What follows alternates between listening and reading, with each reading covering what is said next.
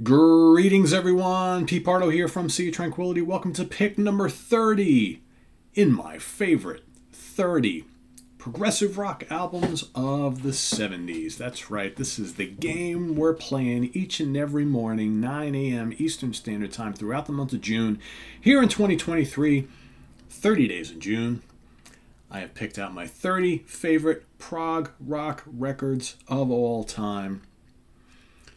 And of course, I'm doing kind of what I did last month on my favorite hard rock and heavy metal albums of all time. No one band can be represented more than 3 times.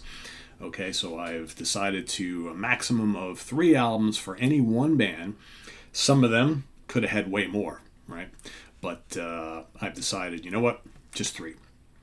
And I almost decided to go to 2. But then I'm like, oh, there's just some beloved albums I'd have to leave out. So I said, all right, we're going to do the 3 thing. And I think a good representation of all my favorite prog rock bands and certainly my favorite 30 prog rock albums are going to get represented pretty much. So, yeah, so we're going to move forward. Also, do want to clarify, because I had a bunch of people asking this question yesterday. I am not including any fusion bands in this, right? So I'm keeping this very, very strictly to prog rock, no prog metal, right? Strictly.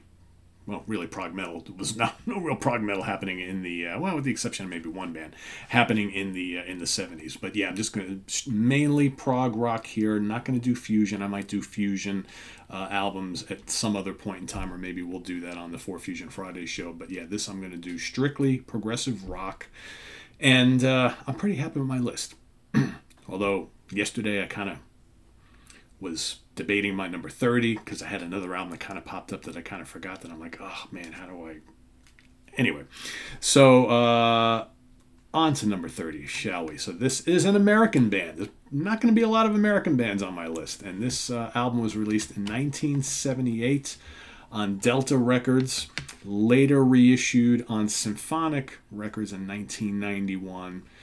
At the time, their only studio album, they kind of got back together and did something much, much later on, but their debut is the one. It's an unknown, undiscovered, obscure classic. It's one of the few, I think, on my list that are just really, really obscure, and I just love it to death. It is Cathedral, Stained Glass Stories. No, not the Cathedral that you all might be thinking, not the British Doom band. There was another Cathedral before them, and this is the one. Okay, this band was from the New York area.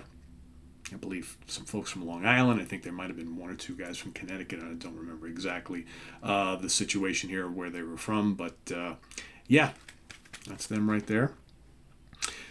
5 tracks in total on this album, 45 minutes in length. The band is made up of Paul Seal on lead vocals, bass pedals, percussion, Rudy Peroni on acoustic and electric guitars and vocals, Tom Doncourt, keyboards, glockenspiel, percussion, different effects and things, Fred Callan on bass, Moog bass pedals and vocals. I will say it's Rickenbacker bass, pretty damn sure, and Mercury Carania on drums, percussion, and all sorts of other things, and also was the co-producer of the album. So, what's the deal with this record? Well, Mellotrons, Hammond organ, Moog synthesizer, biting lead guitar, big fat leathery nimble Rickenbacker bass, Taurus bass pedals. Yeah, think classic Yes and Gentle Giant. Little bits of Genesis here and there. I think this band, if you are someone who's into prog and you've been into the bands of the more modern era, I think lots of the Swedish bands like Anglagard, man, you listen to this album, you're like, oh my god, how were the guys in Anglagard not listening to Cathedral? They probably were, because there's lots of similarities here. Lengthy songs, I think. What do we got here? So Introspect starts off the album. Excuse me, that's like 12 minutes and change. Excellent, excellent track. You got Gong is 7 minutes long. The Crossing is just about 6 minutes. Days and Changes just under 9 minutes, and then The Search is crossing the 11-minute barrier. So, you know, a really cool 45-minute long album made up of just a handful of tracks. Really, really good stuff. I love there's lots of herky-jerky arrangements on here. If you love dramatic keyboards, there's plenty of them on this album. And I love the kind of like jagged guitar lines. It's kind of hackety, kind of frippy. Some of the nimble stuff is kind of like Steve Howe. Combine all that together. There's little bits of King Crimson on here as well, I think. But yeah, again, not the most original band on the planet, but considering 1978, I think they harnessed their influences really, really well and made a really big impact with this on the underground scene, right? Not really an impact on, because by 78, prog rock was kind of, with the masses, was kind of dead. So this is something that came late to the game. But man, is this good. And, I remember the first time I heard this, I was just like, holy shit, this is great. And that was like 30 years ago. And I'm still listening to this album to this day. I'm still marveling at the album. The only thing maybe, the vocals are not the strong point of the album. They're not bad by any means.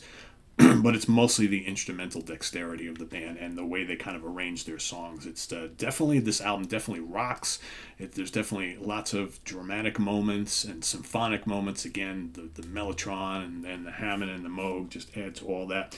But man, if you just like really aggressive and complex progressive rock with, like, you hear the bass is big up front in the mix and the guitars are there. It's just really, really strong stuff. I really dig it a lot. There's like I said, there's a couple other albums that I was considering for number 30 that are maybe a little more polished, and other people I'm sure are going to cite, but I couldn't deny putting this one on my list. Like I said, this is the one true like underground album that's appearing on my list, and it's a great one. I always like the kind of dug the very kind of Tolkien-ish cover art, of course. So Stained Glass Stories by Cathedral from 1978 is my pick for today.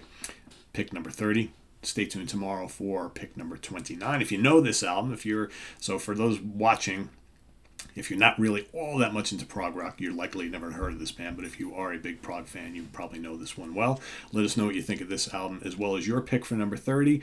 As we move on tomorrow to number 29, we're going to work our way all the way to number 1 at the end of June on the last day of the month. So hope you hang in here with me each and every day here during the month, and visit us on the web at www.seatranquility.org. We're on Facebook, we're on YouTube, all together, all the damn time. Please subscribe if you haven't already, and click on that notification bell so you get alert of all of our content as it posts. And please do hit the like button before you leave. And I thank you all in advance for everything. And thanks for watching. We'll see you tomorrow with another of my favorite 30 progressive rock albums of the 70s. Stay tuned. Take care. Bye-bye.